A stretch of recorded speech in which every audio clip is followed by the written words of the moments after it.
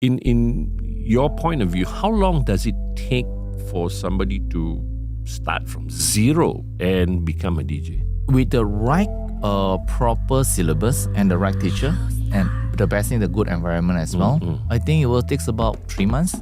Welcome to another edition of Book of Jake, and today we got a very, very famous DJ called DJ Reeve, who's been in the industry for quite a bit, I think 20 years. 20 years? 20 years, yes. 20 years, yeah. And I know Reeve as a little boy, and he has grown up, and he's got an amazing, he's got his own DJ academy, and today we're going to talk about how DJ has transgressed, how DJs have changed, how DJs are making money. Is there a career? Is there what's so cool about being a DJ? So, Reeve, welcome to the Book of Jake. I was just thinking about when am I going to get you, and here we are. Yep. So tell us about yourself. Okay, so I've been DJing for 20 years and I started in a bar, very wide popular. I think you remember that, Pure Bar. The Pure Bar, yes. Yeah. I played there also once, yes. Yeah, exactly. I was there, you know. Yeah. Okay. So yeah, I've been DJing for 20 years, and besides just a club DJ, I also a battle DJ.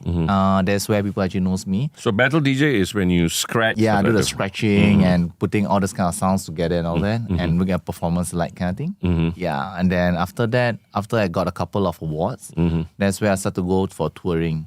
So perform for tour DJs and all that, come back, play for brands, and then that's where I landed up to open up DJ's Playground.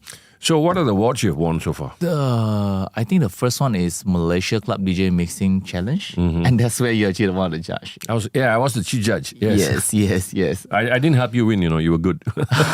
Thank you. Okay. Right, and then I joined Astro Spin Master, Red Bull 3-Star DJ Battle, Pioneer Digital Battle. Did you think you'll go very far as a DJ? Not really actually. It was just like a hobby kind of thing. It's like it turned out to be a career. Yeah, that's why. Because I'm coming from a background that is I don't know anything about music and all that. And I listen to Chinese songs and all that. Then I realized that I actually love R&B hip hop from there. And then that's where I found myself. So you trained hundreds of DJs, okay? Played every kind of gig, and how did your journey start? And what was the creation of DJ's Playground? To begin with, it started out during MCO. It was a tough time for all the DJs. So when we started our Playground, we came with an intention. Say, instead of walk away from the scene, let's build a different scene. Okay. Let's bring DJing as an education site. And at that time, DJs are having a tough time to get jobs. So we want to build a platform where we can help out everyone and let them share their knowledges as a teacher. And we managed to get a lot of DJs to join in. Okay. And they became an instructor, and somehow within that year of MCO, we also managed to get like at least 40 to 50 students in that year itself. So how many DJs have you trained so far in DJ's Playground? We graduate 90 to 100 students a year. By now, I think it's 400. Oh, that's a lot. Yeah. So how was the DJ scene in Malaysia changed over the last decade? Things have changed a lot, and it helps out a lot. So I mean, we will never be able to hit that kind of figure back in that last decade, because it's difficult where technology actually limit our potential of growing. For right now, is that everybody can be a DJ, and that's our motto. Which is really interesting, because and I like what you said, because when I started DJing, we were actually playing tapes, really physical tapes. And then I was one of the first DJs to mix, we were using SLD2 and then SL1200, which I started. Then I went to New York and I came back and I brought the first Pioneers CDJs. Oh, wow. First one with Joe Siva, and that was the start of the digital revolution. But when I travel overseas, I used to carry vinyl and in a box, and and every time you get stopped in the airport. But these days, the digital revolution has made it so simple. Talk to me about the advancements of... Okay, so those days, like you were saying, cassette, I wish I can do that. It's definitely difficult. That was not a mix that you talk and then you just press. Yeah, but you still need to know everything, right? Yeah. Yeah, and then go to vinyls, and then it started to go to CDJs. Then people are playing with CDs, they put RIP CDs, narrow burner and all that. Yeah. And then from there, I started to explore into this software called Strato DJ. Yeah. I'm one of the first person who brought it down to Malaysia. Oh, okay. So I picked up Serato from DJ Fuzz. Yeah. Yeah, okay. Yeah. Yeah. We all, those days we actually started like playing CDs and moving on to transitioning to Strato makes us feel uncomfortable because we cannot adapt to the new technology. We worry that what our laptop is, it's top and then it's like something happened, virus kit and all that. But we try to go through it. And the scene had changed from there. It changed the whole entire game. So you don't need to burn CDs. You don't need to actually buy a lot of vinyls and all that. So now you got a thumb drive. Yes, you have thumb drive. So from Strato, you move on to thumb drive, and every boys right now, they want to have just take a bag with the headphones, with USB, and then just perform. Yeah. Yeah, so it changes through that way. Yeah, so it's record box and record stuff, box, Strato DJing. Yeah. So in 2025, how do DJs in Malaysia actually make money? Oh, wow. That is a good question. Right. Because those days, DJs only getting paid day by day basis, or resident DJ and all that. But right now, DJ somehow has become everything. They can be a content creator, yes, right? And they also can be a club DJ, brand DJs, and somehow some people doing a live streaming.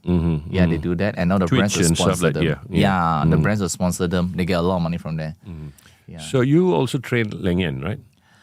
Or she worked with you? Yeah, she worked with me. Yeah. So she's sort of somebody I really like, really appreciate, and we talk a lot, and she has a different style of DJing. Do you think that female DJs now, there's a boom in female DJs? Yeah, it started quite a few, but Leng Yan is one of the first person to make it really. She can actually mix, and I like that about her. Yeah, she's a good technical DJ. And she's so real. I like the fact of she's being so real. So if I learn in a proper way, she'll say it out. Okay, I got my songs from where, she'll just say it out. And she's not afraid to show herself to the public. She's very authentic, Yes, she's very authentic. Yeah, original. So, and she's doing quite well also. So you build a business around training DJs. Are people paying for DJs education more now? Yes, it does. Like in Playground, we are trying some new program like having the kids or some senior I citizens. saw that, getting children involved in DJing. Yeah. So how are parents actually more receptive to this?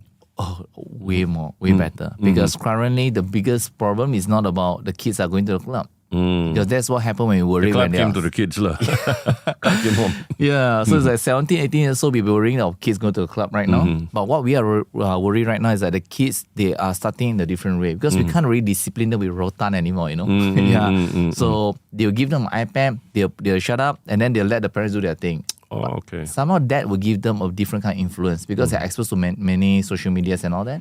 So DJ put them into the track.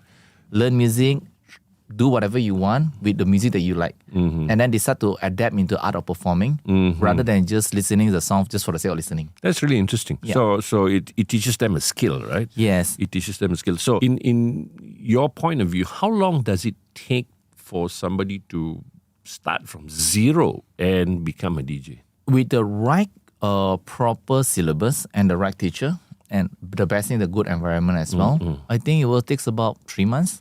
3 months to become performing DJ, right? Yes, performing DJs. Okay, so when you say performing DJ, do they get paid really in their first gig? No, not really. Not really. Because it's very hard for them to even get a gigs at the first place. So that's how Playground will come up with programs like Takeover when we get them to come into the perform. I saw a week ago you did all these new DJs, female DJs performing at Kitchen, right? Kitchen, right? Yeah. We did that. Yeah, that's really interesting. Now, which is really interesting is because Gen Zs don't consume alcohol as much as the previous generation. Yes. And that's weaning off and it's become more healthier and stuff like that.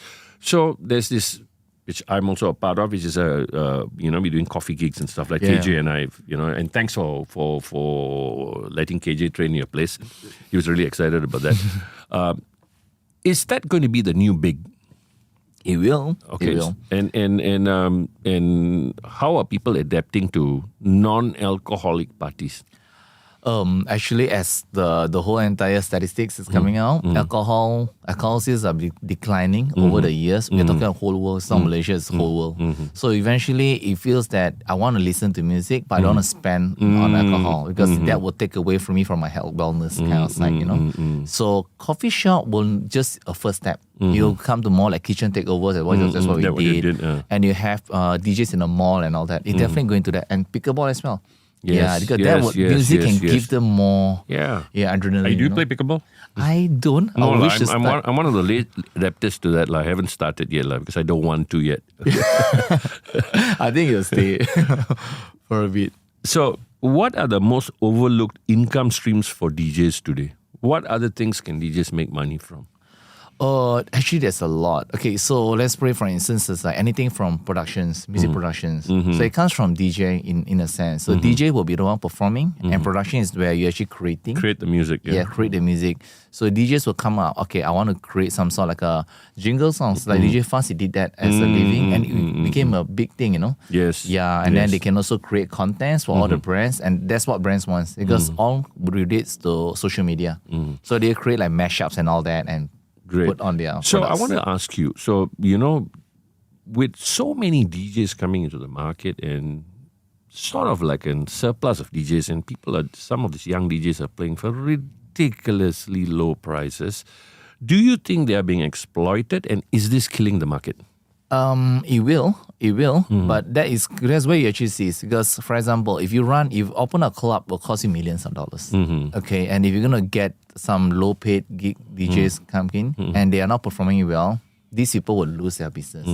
Currently, the club kind of like they're conscious, they are very aware. So, for example, if you're not performing well within a month, they kick you off immediately. So I think the market is not; they won't be killing the market. It's more like what they're giving to the market, and then that's how we're gonna take it back. Great. Yeah. So tell me about the fees and how does one contact you to become a DJ in DJ's Playground? How much do you charge for your courses? My courses? Your cost, it range between 3,000 plus to about 7,000. That depending on your what you actually Ability. wanted. And so how long does it take? Within 6 months, you'll be able to pick up the whole DJing thing, plus the music production cost as well. Oh, wow. Yeah. So what do you teach in music production? What do you use? Ableton, is it? We have instructors that teach us Ableton. We have instructor teachers in FL Studio. Yeah. Okay. Which is Fruity Loops, right? It used to be called, It used to be free. Yes, correct. That's why I got FL Studio. More gum. So, back in the day, I remember the long nights and stuff like that. So, what is the burnout factor for DJs now? Unable to sustain in the scene. That is the biggest burnout. Yeah. And why is that? The music had evolved. Okay, so back in the days, we can actually play the same playlist over and over again yes. as long as it works. Yes. Yeah, but right now, it's like you will be seeing different kind of range. Are you aware I've been in the scene for 45 years? I'm not. I am not. I'm the longest playing DJ probably in this part of the world. I started when I was 15. I'm 60 this year, and I still play once in a while. Yeah, but that's good enough. You know? Yeah. I'm fine with that, and I'm actually going back to learn how to scratch from DJ Julian. It's something that I wanted to pick up. So so reinvention is really important. What about these days that you can create your own remixes and also play? So I think that's an added benefit. Yes. Do you do it? Yeah. I'll do some sort of mashup, and with the DJ software right now, you can do it on the fly. You don't need to get it properly mastered and mixed. That actually stops us from going far. Yeah. You try the idea, people like the draft, then you take it to mix and master. So you can stems and stuff Yeah, like that. it's so easy right now. Even the kids can do it if they want. So, in your opinion, what are the hottest type of gigs right now in Malaysia? The day gigs, brand gigs. Yeah, the day ones like the coffee rave and all that. This is what they want to be part of the trend. And then the brand is also paying well, and they also support whoever you are. So for example, if I pick you to play an R&B set, then you can do whatever you want. You don't have to cater to the crowd. Yeah, that's the thing that you want, If you go to the club, the bosses will It's tell you. dependent on crowd dancing, So which do you prefer? The brand gigs, right? The brand gigs, of course. Yeah. So what kind of brands actually? Some alcohol brand, should I mention? Yeah, it's fine. Yeah, okay. So recently, I've been working in Martel for quite a bit. Before that was Hennessy, but now it's Martel. And as right now, the beer boys are coming in, the Carlsberg and also Corners. I can't do any of those because I'm Muslim, but if any brands who are non-alcohol, Jake will do it. I think it will be coming since the coffee rave is a thing now. You never know. Starbucks, maybe going to sponsor you? Starbucks also can't. Yeah. For obvious reasons, but we'll take that out. Oh, okay. Oh, yeah. Never mind. So brands cater for a selected crowd, right? Yeah, okay. So brands finally taking DJs more seriously now as creators. Yes, it does. Because it's very easy to learn, You can pick up DJing, and if you got good look and good following on Instagram, why not? Yeah, it's easier to scout for the talent. So DJs now can learn on YouTube and on DIY tutorials. So why do they have to go to your place? Okay, that's where the thing is like, if you're going to go through YouTube videos and all that, you need to skip one another, and you need to pick out which one should I go for, this video first or that video first. And the thing is like, in the video, the guy will not come and tell you, hey, you're doing it all wrong. I completely agree. Yes. I completely agree. It's nothing like having a personal tutor, coach, teaching you how to mix and all that. So what's the evolution of DJ's Playground? Is going regional, digital, or even beyond music entirely? I think we are moving on. So actually, Playground is something that we want to build it as a brand. Okay, maybe some will be taking it as a side income kind of thing or additional business, but we are taking it very serious. So the thing is that maybe we're going to take it to a fashion side as well. Because building Playground as a brand, it means that we came from DJ and we want to put it into like, hey, DJs, you can also build business by your own. I actually feel there is an evolution if the government comes in and creates this as a subset. That means a subsidiary or just a new way of youth, like skateboarding and so forth, actually take up DJing and be more productive and create music. I actually think there's something there, especially with this coffee raves coming out, which is, I would say, more halal, So, so that's what I'm thinking. So if somebody has 5,000 ringgit and passion, what's the smartest way to launch a DJ career? Find the right place to start DJing. DJ's Playground, yes, of course. And how do they do that? Okay, so by signing up to a course, you need to find an academy that provides everything to you. Okay. So, for example, the proper equipment. Okay. I saw your place. You got you're sort of like endorsed by Pioneer, right? DJs, yes. We work very closely with them, and as a matter of fact, we are the certified academy and also the official showroom, the one and only in Malaysia. So that is why we are actually able to provide the best equipment and the sets for the students. So when you use all these kind of equipment in Playground, you won't feel that.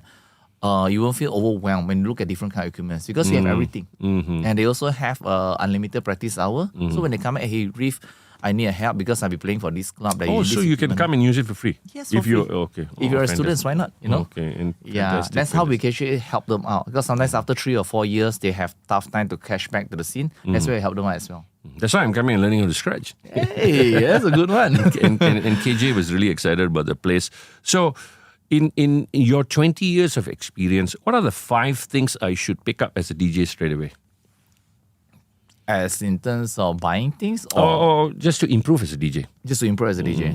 Find your sounds. That's number one. So it doesn't have to be in the same genre. Just find the sound, the things that you like. That make you unique. Find a good set of headphones. Definitely something that... Thanks for the headphones. He gave me a set of headphones. I wanted to buy. He says, ambil lah. Yeah. I mean, courtesy of Pioneer as well. Thank you, Pioneer. And then the second thing, the headphones, is very important because that's how we actually listen to how people are listening. Completely agree, yes. With a good preset. Third one, find the right source of music. Never get YouTube rip. Yeah, because I am such a proponent of that. Like I use DJ CD and BPM Supreme. Yes. And a lot of people just download, torrent sites and stuff like that, and that's bad because you got to pay for the music. And the thing is that you are getting paid as a DJ. Exactly. That's something I really want to point out there. Because some DJs are saying, I don't want to buy headphone. I don't want to pay for the music. But the question is that you are getting paid to play people's music. Very good point. And they spend millions of dollars and hundreds of thousands in industry to get you that song. Why are you not willing to pay just like 20, 30 ringgit just to get it? Completely agree. And the fourth thing will be having a goal, a right goal. Some people will be thinking, I want to be a Tomorrowland DJ, festival DJs and all that.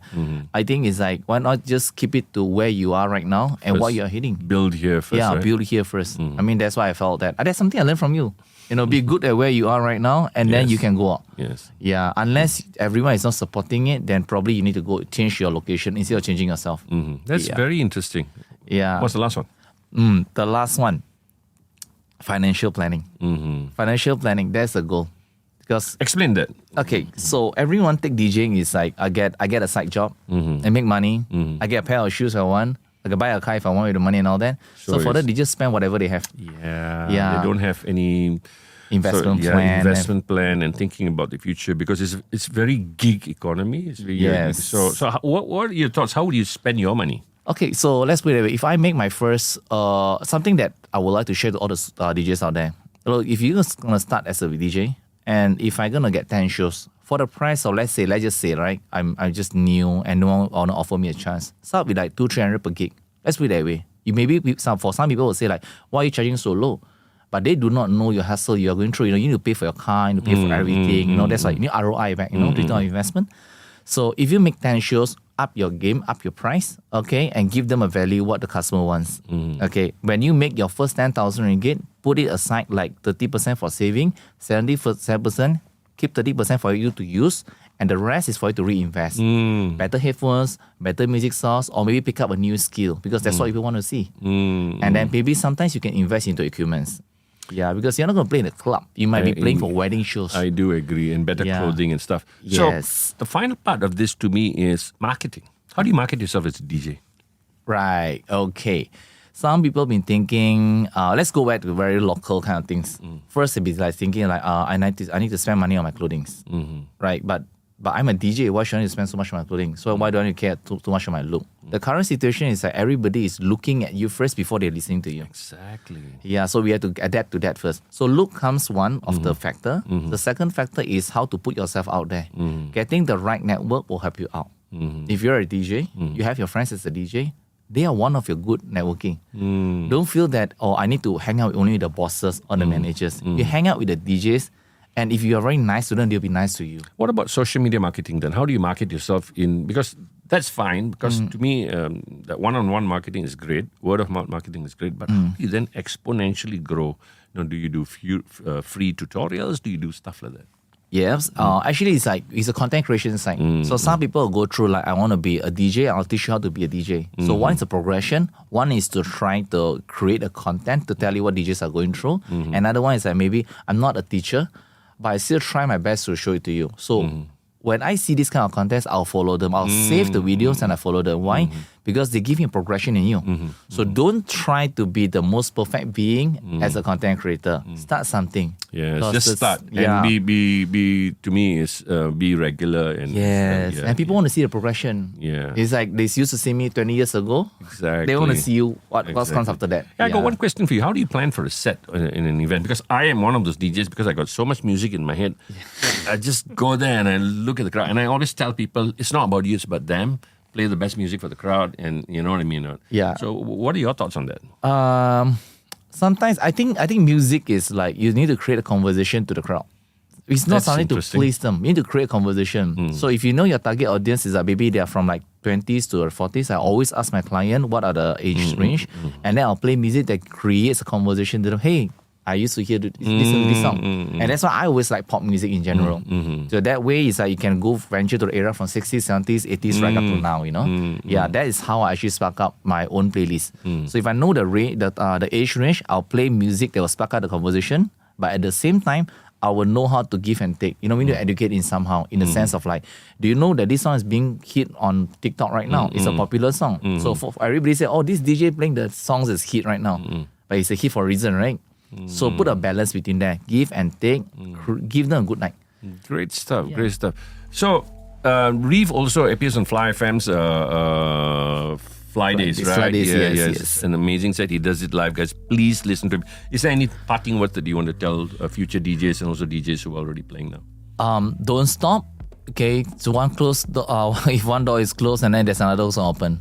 Make another door. Yes, why not? So don't if you need any help, look for me in Playground. We are here all the time, and never stop believing what you can do. Great stuff, man. So thanks for being on the show, Reeve. It's a pleasure. I'm still learning from this guy. At 60, I still want to play. I'm still doing it. People ask me, why do you do it? I says, why not, man? Why not? Okay. So thanks for having us again, guys. All the links for DJ's Playground will be here. Okay. So check it out. Take care, guys.